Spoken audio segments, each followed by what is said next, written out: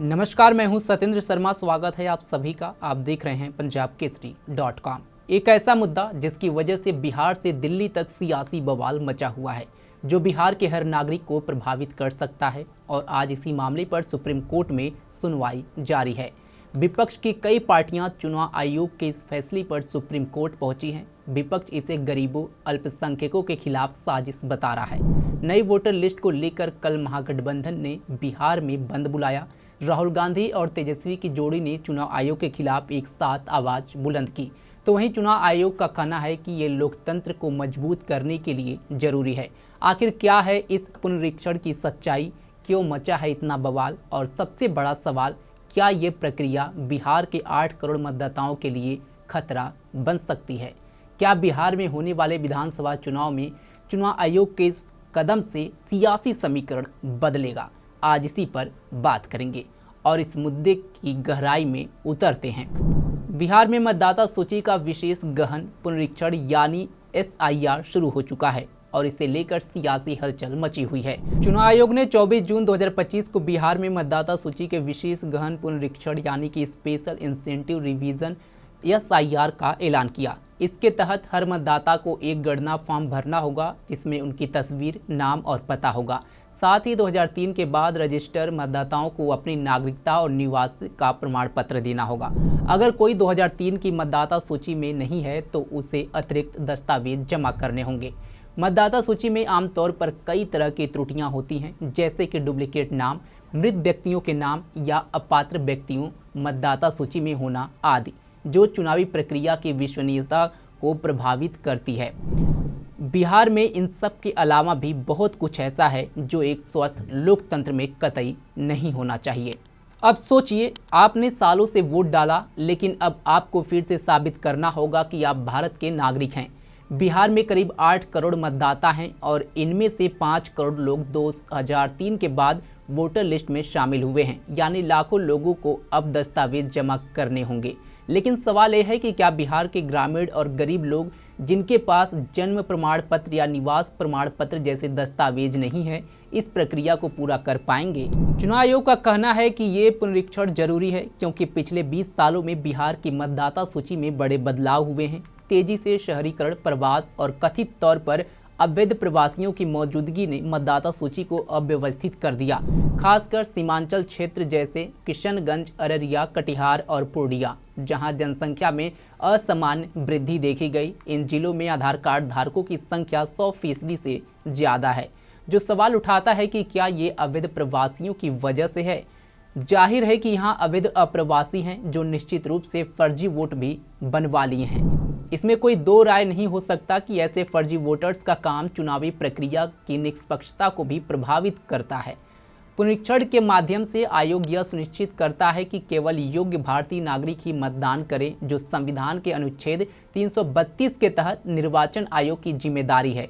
जाहिर है कि इसमें कोई बुराई नहीं है। चुनाव आयोग ने कल विधानसभा के अनुच्छेद 326 का इस बात का जिक्र किया है। चुनाव आयोग का कहना है कि केवल भारतीय नागरिकों को ही वोट देने का अधिकार होना चाहिए और इसके लिए मतदाता सूची को शुद्ध करना जरूरी है। आखिरी बार बिहार में ऐसा पुनरीक्षण 2003 में हुआ था। तब से अब तक सिर्फ सामान्य अपडेट ही हुए हैं। आयोग का तर्क है कि अगर अवैध प्रवासियों के नाम वोटर लिस्ट में हैं तो ये लोकतंत्र के लिए खतरा है। लेकिन क्या यह प्रक्रिया वाकई में सिर्फ अवैध प्रवासियों को हटाने के लिए है या इसके पीछे कोई और मकसद है?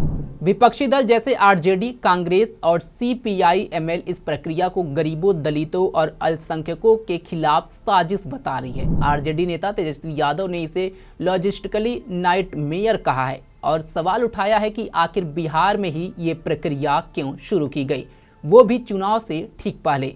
कांग्रेस अध्यक्ष मल्लिकार्जुन खड़गे ने इसे BJP RSS की साजिश करार दिया है, जिसका मकसद विपक्ष के वोटर बेस को कमजोर करना है। विपक्ष का कहना है कि बिहार में 26% लोग टीन या खपरेल की छतों के नीचे रहते हैं और 14% लोग झोपड़ियों में।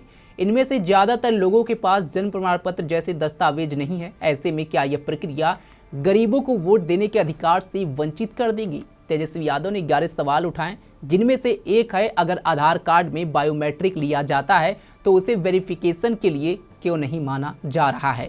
6 जुलाई को बिहार के मुख्य निर्वाचन अधिकारी ने अखबारों में विज्ञापन छपवाया कि अगर दस्तावेज नहीं है तो भी मतदाता सिर्फ गणना फॉर्म जमा कर सकते हैं, बाद में दस्तावेज जमा करने का मौका मिलेगा। लेकिन इस विज्ञापन ने भ्रम पैदा कर दिया। विपक्ष ने इसे चुनाव आयोग की लचर तैयारी का सबूत बताया। मुख्य निर्वाचन आयुक्त ज्ञानेश कुमार ने साफ किया कि SIR 24 जून के निर्देशों के अनुसार चल रहा है और इसमें कोई बदलाव नहीं हुआ है। चुनाव आयोग ने 26 जुलाई तक दस्तावेज जमा करने की समय सीमा दी है और 1 अगस्त को ड्राफ्ट मतदाता सूची जारी होगी। इसके बाद भी दावे और आपत्तियों की अवधि में दस्तावेज जमा किए जा सकते हैं। आयोग का कहना है कि 77,895 बूथ लेवल ऑफिसर और 4 लाख वॉलंटियर्स इस प्रक्रिया को आसान बनाने के लिए काम कर रहे हैं। इस पूरे विवाद ने अब कानूनी मोड़ ले ली है। सुप्रीम कोर्ट में आज सुनवाई हो रही है।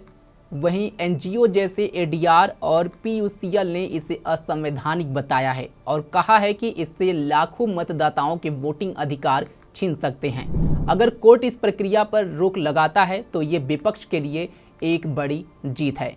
सवाल ये है, क्या ये पुनरीक्षण वाकई में लोकतंत्र को मजबूत करेगा या फिर लाखों लोगों को उनके वोटिंग अधिकार से वंचित कर देगा?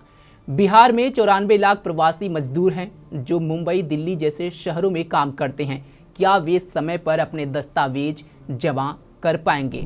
वोट देना हर नागरिक का हक है और इसे कोई भी छीन नहीं सकता। अगर आपको लगता है कि ये मुद्दा गंभीर है तो इस वीडियो को ज़्यादा से ज़्यादा शेयर करें। नीचे कमेंट में बताएं कि आप इस पुनरीक्षण के बारे में क्या सोचते हैं। क्या यह जरूरी है या एक सियासी खेल? क्या चुनाव आयोग के इस फैसले से बिहार विधानसभा चुनाव का समीकरण बदलेगा? ये तो आने वाला समय और सुप्रीम कोर्ट का फैसला ही बताएगा और उस पर निर्भर करता है। फिलहाल इस खबर पर आपकी क्या राय है? कमेंट बॉक्स में हमें जरूर बताएं। देश दुनिया की तमाम खबरों के लिए जुड़े रहें हमारे साथ और देखते रहें पंजाबकेसरी.com। धन्यवाद।